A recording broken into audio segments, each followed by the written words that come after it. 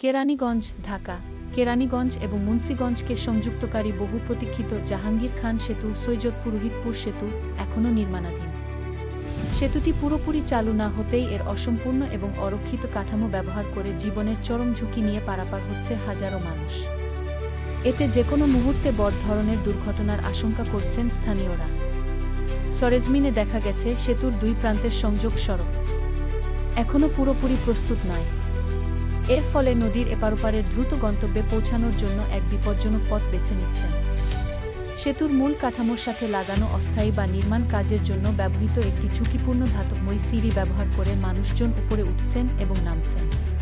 প্রশাসন বা সেতু নির্মাণ কর্তৃপক্ষের পক্ষ থেকে এই ঝুঁকিপূর্ণ পারাপার বন্ধে এখন পর্যন্ত কোনো দৃশ্যমান পদক্ষেপ নেওয়া হয়নি।